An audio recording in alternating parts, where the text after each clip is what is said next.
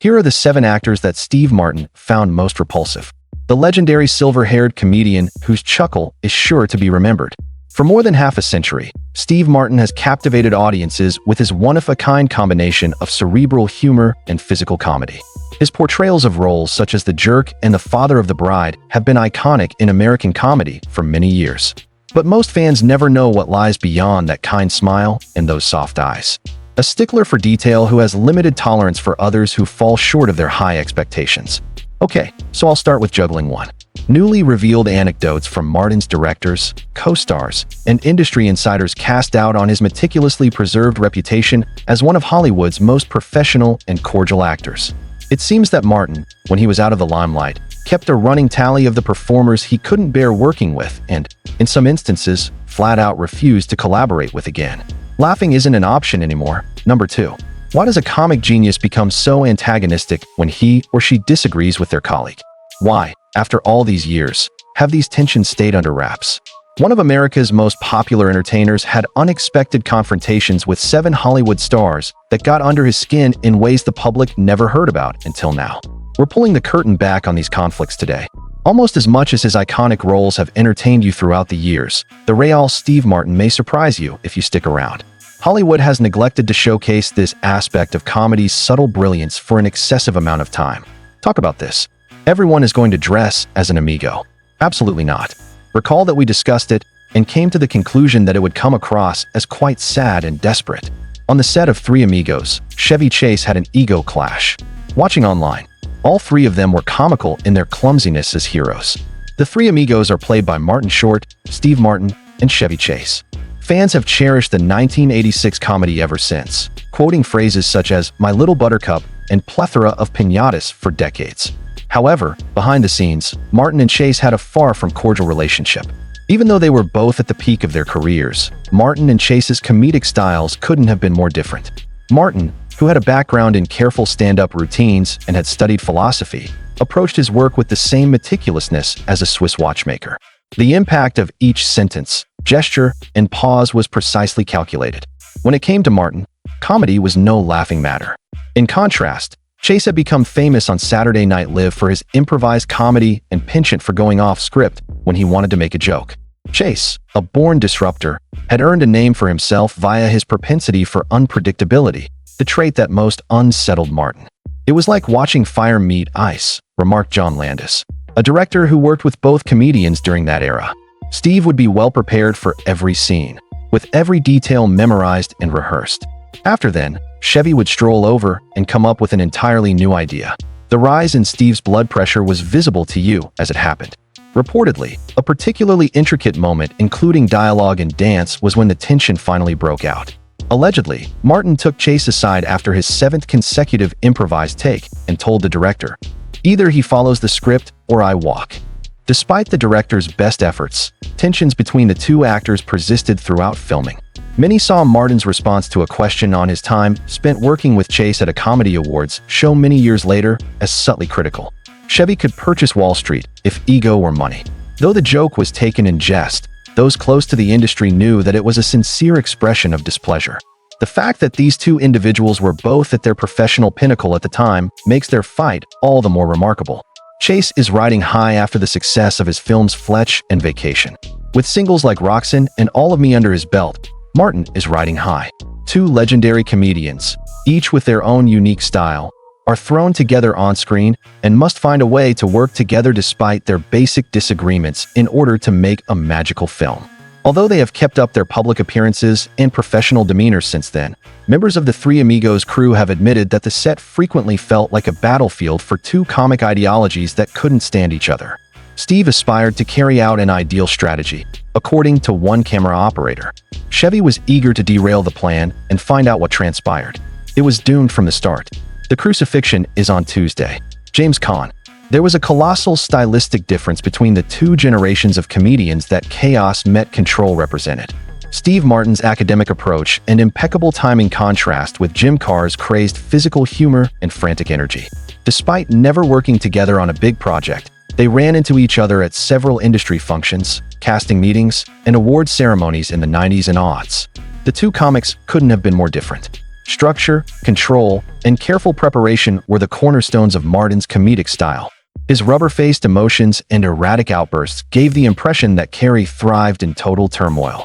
Martin, who placed a premium on discipline, saw in Carr's technique the embodiment of all that he had strived to transcend in his own professional journey. At the American Comedy Awards in 1995, their philosophical differences were clear. While presenting an award, Carey, who was riding high on the success of Ace Ventura and Dumb and Dumber, went into an unanticipated stream of consciousness routine that seemed to go on for what seemed like an eternity. Cams captured Martin's expression as the crowd's laughter morphed into uncomfortable giggles, a dramatic yawn, and then a quick check of his watch. Later that night, Martin allegedly strode onto the stage while brandishing a gigantic "Wrap It Up" sign, which producers use to indicate when a speaker has gone above and beyond. When the audience realized it was a not-so-subtle jab at Carr's earlier rambling performance, they started laughing uncontrollably. A producer who collaborated with each man on different projects shed light on their basic clash of personalities. Comedy, in Steve's view, is like mathematics: exact, graceful, and having an obvious answer. Jim likens humor to jazz: untamed, improvised, occasionally chaotic, but frequently magnificent. Both approaches have their merits, but they are mutually exclusive. The 1998 pilot casting calls for a big studio comedy seemed to be the tipping point when this philosophical schism was at its worst. Martin allegedly told the director, "I'd rather act opposite a tornado, at least with a natural disaster. You know which way it's going to spin." Although their feud never came to light, the rivalry between these two comedy heavyweights showcases an intriguing contrast in acting styles. The status quo versus the upstart, order versus anarchy, reasoning versus gut feelings. Their languages are totally different, but they're both geniuses, as one comedy writer put it. "I despise the idea of ever having to settle for comfortable." Bill Murray, the situation on Saturday Night Live that caused a friendship to fizzle out. Bill Murray was a rising star on Saturday Night Live, known for his incredible improv skills and occasionally rowdy antics, even before he became the mysterious figure that he is today. In the meanwhile, Steve Martin had already become a renowned recurrent host on Saturday Night Live, with memorable lines like, "Well, that's characters like the wild and crazy guy." Their paths crossed in 1978 when they were both due to do a pair of sketches together. Several Saturday Night Live employees who were there that night said that the events that transpired would lead to a chilly war between the two comics that would last for a decade. A former SNL writer who was there said that Bill's tardiness to rehearsal was enough to make Steve nervous. Steve is famously punctual. He sees it as a matter of respect for everyone's time. When Bill finally arrived, he seemed completely uninterested in running through the planned routine. As the live show approached, tension mounted backstage. Martin had meticulously prepared his performance, while Murray appeared to be winging it. When the sketch finally went live, disaster struck. Murray reportedly began improvising new lines, throwing off the timing of Martin's carefully prepared responses. At one point, Murray even appeared to mock Martin's delivery style, mimicking his voice and signature mannerisms. For viewers at home, it might have seemed like part of the comedy, but those backstage saw Martin's genuine discomfort. As one stage manager put it, Steve looked like someone had just set fire to his script right in front of it. He was trying to salvage the sketch, while Bill was essentially performing a completely different one. After the cameras stopped rolling, Martin allegedly confronted Murray backstage. "Comedy is a partnership, not a hijacking," he reportedly told the younger performer. Murray's response, according to witnesses, was to laugh it off and suggest Martin lighten up. The aftermath was a silent falling out that lasted for years. While never explicitly discussing the incident in interviews, both men avoided working together despite numerous opportunities. It would be over a decade before they would share a stage again. And even then, industry insiders noted a distinct chill between them. "Steve values structure, preparation, and respect for the material," explained Lorne Michaels in a rare comment about the incident years later.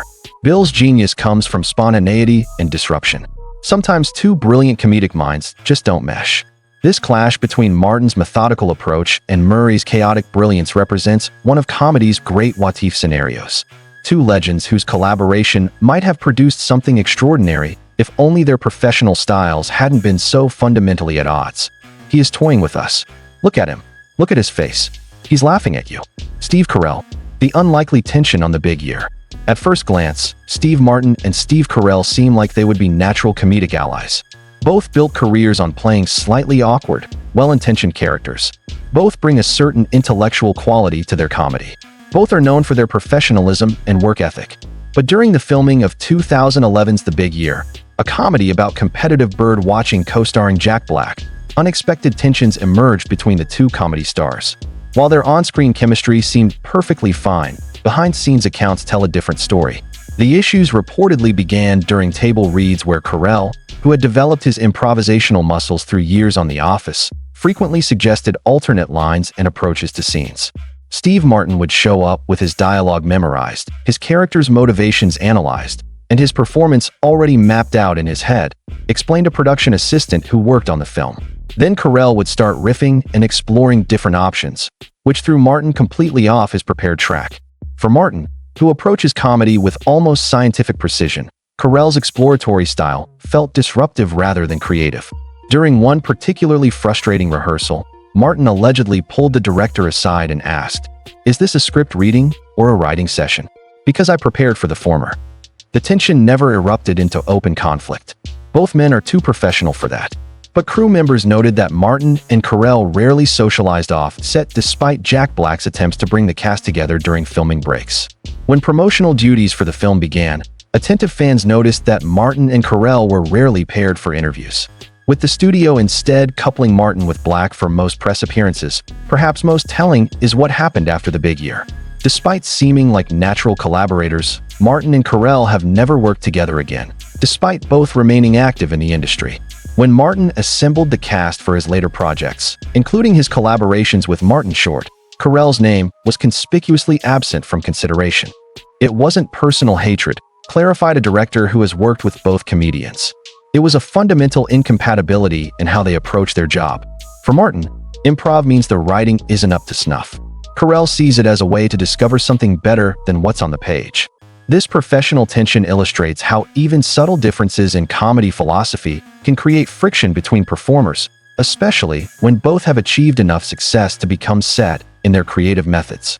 As Martin himself once noted in an interview about collaboration, the hardest thing for a comedian is adjusting to another comedian's rhythm. It's like trying to synchronize your heartbeat with someone else's. At this point in our journey through Steve Martin's most challenging collaborations, a pattern emerges. The common thread isn't ego or personality clashes. It's a fundamental disagreement about the very nature of comedy itself. For Martin, comedy is architecture carefully designed, precisely executed with every laugh calculated and planned. For many of his colleagues, comedy is more organic, more spontaneous, a living thing that grows in the moment. As we reach the midpoint of our exploration, it's worth considering, is either approach superior, or does the tension between structure and spontaneity create the very friction from which great comedy emerges? At first, people thought Steve Martin was just being polite. But behind closed doors, directors say he had a quiet list of stars he would never work with again, and the reasons were sharper than anyone expected. Mama says that alligators are because they got all them teeth, but no toothbrush. Adam Sandler, the generational comedy divide. They represent two distinct eras of American comedy. Steve Martin, the intellectual absurdist who elevated comedy to an art form in the 1970s and 1980s, and Adam Sandler, who built an empire on man-child characters and juvenile humor starting in the 1990s. Though they've never directly collaborated, the contrast between their approaches to comedy speaks volumes about Martin's artistic sensibilities and what he values in his craft. Martin emerged from the counterculture comedy scene of the late 1960s, developing a unique style that both embraced and satirized absurdity. His comedy had philosophical underpinnings. He studied philosophy in college and asked audiences to appreciate irony, wordplay, and subverted expectations. Even in his broader physical comedy, there was an intellectual framework, a method to the madness. Sandler, meanwhile, built his brand on characters who often embody arrested development, with humor frequently revolving around bodily functions, temper tantrums, and childish behavior. His massive commercial success represents everything Martin had worked to move comedy beyond. During a 2003 interview with The New Yorker, Martin made a comment that many interpreted as a thinly veiled reference to Sandler and similar comedians. "I love wit. Slapstick is fine, but some things are just noise in a wig." While never mentioning Sandler by name, the implication was clear to industry insiders who understood the contrast between Martin's approach and the newer generation of comedy stars.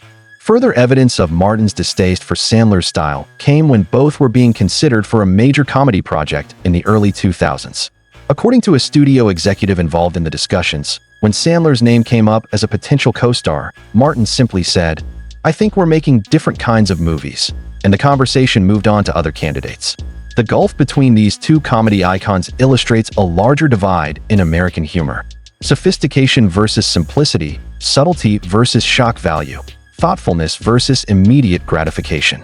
Neither approach is inherently superior. But for Martin, who spent his career elevating comedy beyond its lowbrow origins, Sandler's approach likely represents a step backward rather than forward for the art form. Steve sees comedy as having the potential to be as sophisticated as any art form, explained a longtime friend of Martin's. When he watches something that relies on easy jokes and crude humor, it's not just that he doesn't find it funny. He sees it as a missed opportunity to do something truly meaningful with comedy.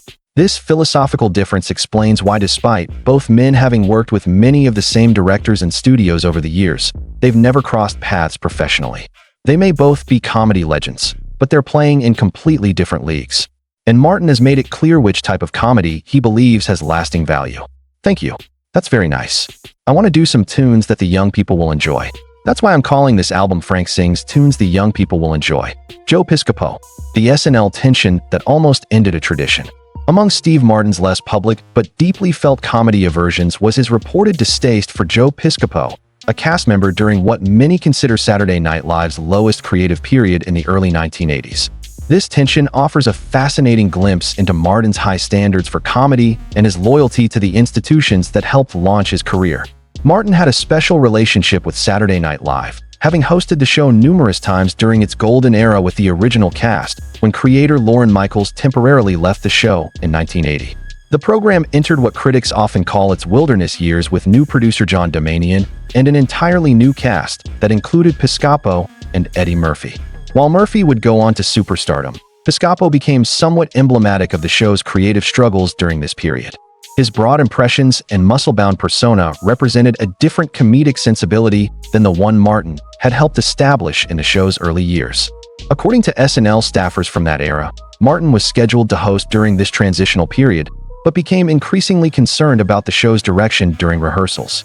His discomfort reportedly centered on Piscopo, whose approach to comedy Martin found lacking in subtlety and originality. Steve watched a run-through and just looked physically pained, recalled a writer from that period. After Piscopo's Frank Sinatra impression, which was his big thing at the time, Steve turned to the head writer and said, "Is this what the show is now?" The tension came to a head when Martin allegedly requested that several of Piscopo's sketches be reworked or removed from the episode. While the details remain contested, multiple sources confirmed that Martin's dissatisfaction with Piscopo's comedy style created significant backstage drama. The most revealing moment came years later when Lorne Michaels returned to SNL and began rebuilding the show's reputation. When approached about hosting again in 1984, Martin reportedly told Michaels, "Not with that guy," referring to Piscopo. Whether coincidental or not, Martin didn't return to host until after Piscopo had left the cast. This incident reveals something important about Martin's comedy philosophy. His respect for the craft transcends personal relationships. For Martin, bad comedy isn't just unfunny. It's an offense against what comedy could and should be. His reaction to Piscopo wasn't personal animosity, but rather artistic disapproval, a rejection of what he saw as a degradation of SNL's comedic standards. Steve believed SNL had a responsibility to push comedy forward, not backward, explained a longtime associate of Martin's. When he saw the show embracing what he considered lazy, unimaginative comedy, it felt like watching a friend make bad decisions. There was real disappointment there. While Piscopo might seem like a minor figure in comedy history today, Martin's reaction to him illustrates the depth of his commitment to his artistic principles, even when maintaining those principles might create professional awkwardness or tension. So in action, you're going to run from point A over there, point B over here. Eddie Murphy, the superstar standoff.